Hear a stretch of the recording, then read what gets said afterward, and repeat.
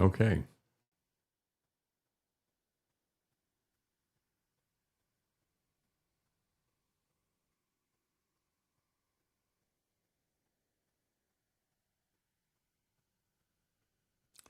Live stream rule number one: don't kill the stream.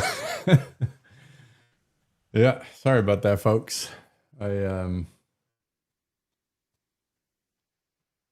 now have discovered that it is not a doable or smart thing to kill the stream midstream, literally. So let's see if we can give folks a minute if they want to try and come back. I don't know if they will, but if they don't, it isn't the worst place to have ended. But you know, hello again, those of you streaming back in. Sorry about that. I learned a lesson just now. Don't kill the stream. Good to see you. Hello. Yeah. So for anybody who got kicked out of the previous stream, I was attempting to stop the stream and start the stream over so that the locals stream would actually work. Unfortunately, it had the net result of ditching everything, and we had quite a few listeners in there. They all got kicked out, booted out. So if they see this pop back up, maybe they'll join. And I think, locals is a tier limit issue. Yeah. I'm going to have to see what I can do to up that. But thank you for rejoining, everybody. Sorry about that. I just discovered the cardinal rule of streaming: don't kill the stream. Hopefully folks will be interested in continuing on. But yeah, so I'll continue on. When I get done with this, I'll bring all the video together and chop it up and post it as a single continuous video without the interruption. But the Three Doors Down lead singer dies at 47, which, cancer sucks. That's all I can say. I mean, this guy was pretty cool. A lot of us probably listened to his music, and 47 is, way too young to be dying in this world with everything that's going on. So anyways, in Kota, where is that? Is that in India? I don't know. Oh, Taiwan. So, I mean, this is why we have building codes, more or less. It's tough when you go to places in different parts of the world that don't have the kind of building codes that we have here. However, when we say that, one of the things that I absolutely, totally have to say, you don't want to have so many codes that you can't build something. That's the problem we have here in our country now, is we've regulated things so much that, the people who had all their homes burned up in the Palisades, nobody's building anything. Nobody can build anything because the codes are so ridiculous. So, and this will be the last thing I cover here today. This is kind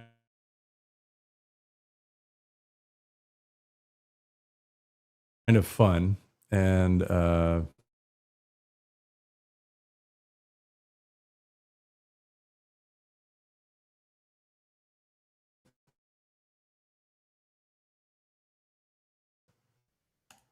I don't really need it to cover that. Let me go to the actual link on this one because I have it separate.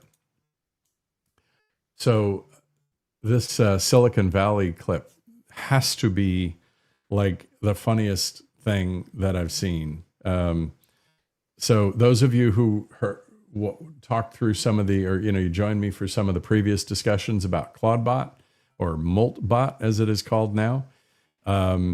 These back in, I think it's 2015, they had Silicon Valley out. And when you just read the captions on this, I don't want to play the video, but the guy had an AI back then that he created, and he allowed it to write code for the server, for their server thing that they were doing in this show. And, it apparently was way working, really well. And, it appears that it was kind of interesting because it solved the problem. But because it created the code, it was a black box. But then he allowed it to do a personal errand as well. And the AI bot ordered 4,000 pounds of meat because he said he wanted to get some cheap hamburgers for lunch. So, I mean, this show, if you never watched this show, it's absolutely hilarious and totally on point, you know. And there was another one in here where one of the guys he has the his own AI talking to his mother on like a therapist or like a companion, and the mother was having a pretty interesting relationship with it, and he's like, I don't know how to stop it. She loves the thing, you know. And I can totally see that happening in the real world. But that show predicted that 10 years ago.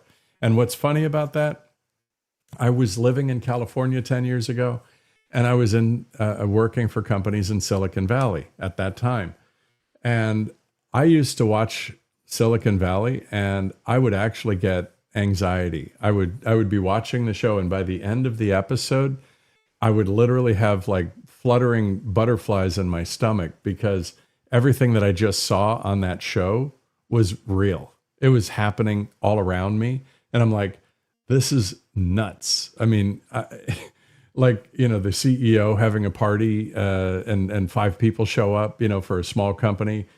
I totally had that experience where he's like, it's going to be a big marketing blitz. We're going to have all of these people show up, and like 8 people showed up, and then they still tried to have it. They had a big DJ, and he's playing and making all kinds of racket. And you know, the only people who had anything to do were the employees walking around eating the free food and drinking the free drinks. And it was a marketing blitz. It was not an employee dining event, right? It was just, and I'm saying this is what really happened. And there was an episode where that totally happened. It was just like perfect. And then they were talking about self-driving cars and autonomous vehicles and everything. They had this car that was like a Nissan Fit. It was a tiny little electric car. And one of the guys he was in the car and he fell asleep while it was driving. And somehow the car ends up on a cargo ship, and he finds himself in the ocean on a cargo ship being transported somewhere. And somehow he ends up on an abandoned oil rig in the middle of nowhere because some rich guy, billionaire, had created what he was thinking was going to be like a community out there in the ocean. It was nuts. Oh, hey, that's Wolfman. I didn't have that on any of my lists, but that's definitely I'm so happy to hear that. And that is basically that the Pentagon is cutting ties with Harvard.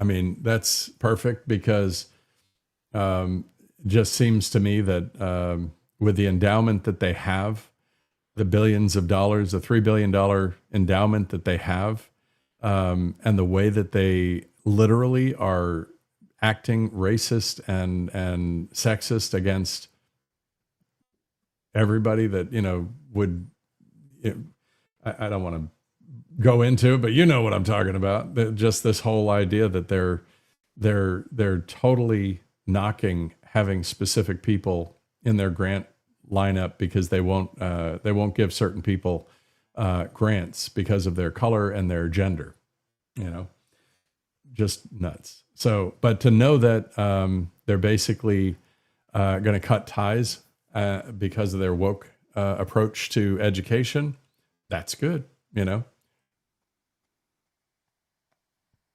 So, yeah, I mean, I might even say toast that one, right? So it's good to know, though. I mean, here's the canceled all partnerships with Harvard, basically explaining why 3 to 5% of the Harvard faculty identify as conservative. Once the balance vanished, 50-50, the politicization of everything just exploded. Departments became ideological echo chambers. Yeah, I don't even have to, it's all right here, right?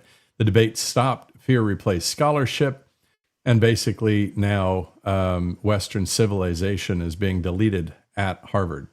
There's not a single new professor from a Western canon in over a decade. No Enlightenment, no Reformation, no English Civil War, no Western history surveys. European history was completely dissolved into global studies. And it basically is trying to say that all of the Western civilization is nothing but colonialism and oppression, which you could take that perspective. I don't believe it. And then, of course, the white men systematically excluded from everything, being rejected explicitly. This is literally what Scott Adams talked about so often. I've personally experienced it. It's not a fact. It's not a fiction. It's a reality. So, but hey, it's a slow news day. Quiet. Anything you guys want to talk about in the chat? I can pause this and go over here to bring the chat into the picture and see if you guys have anything interesting to say or ask questions about, discuss. I'm going to try and get the chat over here again. This crazy tool doesn't allow you to do it just the easiest way. So, but there you are, chat mainstream. If any of you are interested in specific topics, post a link. We can go look at them together. Or if you have any questions or topics you want to talk about, bring it up. Pop it in, and we'll see what we can do. Secondary tariffs reaching 25% on countries still importing from Iran. Now that's fair. I mean, I don't know if it's fair, but let's see what comes up.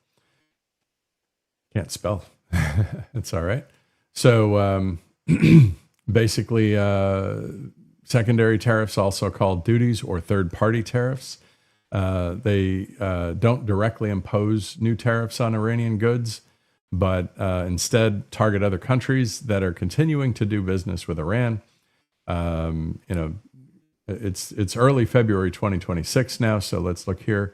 The announcement sparked widespread discussion about potential impacts on major Iranian trading partners, especially China, India, Turkey, and several European countries. It was seen as an escalation to U.S. pressure tactics similar to earlier secondary tariffs applied to countries buying Russian or Venezuelan oil. And then the executive order signed apparently 2 days ago, addressing threats to the United States government from Iran, reaffirming the long-standing national emergency regarding Iran, creating a formal process for imposing additional tariffs on imports from countries that directly or indirectly purchase, import, or otherwise acquire any goods or services from Iran, using 25% as an explicit example of the potential additional valorum duty rate. And that's officially yesterday that starts. Also, U.S. imposed sanctions on additional vessels in Iran, shadow fleet, used to evade oil sanctions, and creating a combined pressure of sanctions and tariffs. So good. I mean, this is what we're supposed to do, right? And then hopefully what I'm doing here works for you, because this is kind of what is in the news, what's real, what's happening right now. And let's actually figure that out without having to have the filter of the left-leaning media, So I'm just trying to bring the chat to a nice small box over on the left here. So anything else you guys have come across that is of interest? I mean, things that you maybe want folks on the chat on the stream to know about before we hang up. I'm going to come back to this one here. Let's zoom out because that's way too big, and see if anything new popped up while we were looking. I mean, almost everything that's in here I already talked about, so I'm going to assume no. And then the only other thing that I had that was a topic of interest, Yeah, I don't have a prepared topic, but I have a thought about doing some discrete videos regarding specifically how to get it, how to get an education in today's day and age, the way this world works today. And the reason I say that is because I know that folks, some of you have already been to school and had an education, and like it or love it or hate it. You've probably paid for your education, or if you haven't paid for it, you're still paying for it. But in today's day and age, with things like Harvard being probably one of the last places you would want to send your kid, how do you make choices around education in a way that's better? And so I was considering doing just a discrete video on how to get a cheap or free education that's actually worth something. And I'd love to hear from you all if you think that would be a worthwhile expenditure of energy. Because, basically I to give you the experience where I'm coming from, I got a bachelor's degree essentially for free. And the reason it was free was not subsidies. It was not because somebody gave me grants. It was because I went in the military and I earned my associate's degree paid for through the college fund. And then I followed that up with additional schooling, always on employer reimbursement. So tuition reimbursement from my employers. And I served in the National Guard and Reserve the entire time that I was going to school. And what that did is it gave me, it reduced the tuition. So I was able to basically come out of school. When I reached the final year and I was really close, it took me a long time. I'm going to tell you this. I started going to college officially in 1986 when I took a college class while I was in the Army the first time. But I didn't finish that. I ended up going back into college after, it was like 1996 when I went back to school. And then after all that, I got 2 years, mainly an associate's degree, and I started using that and working. And then around 2001, I kind of hit a ceiling in my career where I had to get a higher level education to go up. So I started my bachelor's. And just the fact that I started my bachelor's off with the, associates behind it, I only had like 24 classes that I had to do to finish it, and I was done. Maybe a little less than that. This one probably like 16 or 18 classes. But I did one class a year, or one class at a time, 4 classes a year. So I finished my bachelor's in 2012, having started it in 1986. It took me that long, but I was in no rush because the entire time I was getting paid quite nicely working in the technology industry, and I didn't have to worry about income because I was doing quite well. But the way I look at your benefit package, if you work in corporate America, if you're not taking the education credits on tuition reimbursement that they will provide you, you're squandering your benefits. Literally, you shouldn't not get, if you get somebody to pay for your education, you should absolutely take as much as you can get. But nowadays, I wouldn't take college courses. I would exclusively go after specific technology certifications. And so, yeah, I agree with you, Wolfman. The perspective of going after an AI-oriented college, I think he did create one called Ad Astra, which is he really just created a school so that he could educate his own kids and give them a really high-quality education. So that, I think, should be the model for schools going forward. And there should be, like one of the things I'll tell you, I personally, I bought a subscription to Coursera. So Coursera is, you can get college credit in Coursera. And what I did is I bought an annual package, $400 for an annual package. And I'm not using it. I was not using it. So I have my son taking the courses. So he's taking certification programs for a variety of different trainings, and that way he can actually get good jobs out of it as a result. So, for the period of time we still have jobs, I guess. But yeah, that to me, that made much more sense as a way to pursue an education than doing it the traditional way, because the traditional way, I'll tell you, it's, the biggest problem I have with the curricula, and I fought my counselors, academic advisors hard, because I was like, number one, I can't take classes that aren't approved by my company because I'm taking classes that are being reimbursed by my company. So whenever they had a degree program and they said, you have to take this you have to have these classes to pass the degree program, I said, not going to happen. I'm not taking the 20% liberal arts that you want me to take, because my employer won't reimburse those. So pound sand, go away.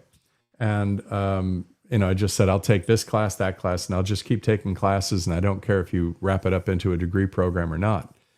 And in the end, I was able to negotiate with them at the very end to say, look, I'll take 3 classes. I'll go full time. I'll pay cash out of pocket. I didn't wait for the reimbursement. And I just slammed it down and finished the degree. But I negotiated my final 3 classes with the school so that they'd actually give me my bachelor's.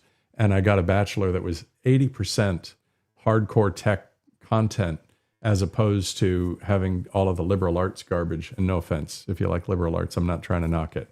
But that when I say liberal arts garbage, I'm talking about some of the things that they wanted were really, really, like right out of the HR checkbook. It was just stuff that I wouldn't ever want to do. So anyways, I was thinking about doing a dedicated video on that, and, creating a strategy or sharing a strategy that people could do to get a inexpensive or free education that actually pays for itself and would be beneficial. So for those of you in the chat, you don't have to answer in the chat, but if you're listening to this and you want to post a comment about that, please do. If I get enough thumbs up on that topic or that concept, I will go create a video, and it'll be more of a produced video, scripted, so that it's got really tight, concise points and clean, not just me rambling like I do. So, but for those of you still here, let's raise our cup one more time, have a final sip, and head out for the day. I hope you have a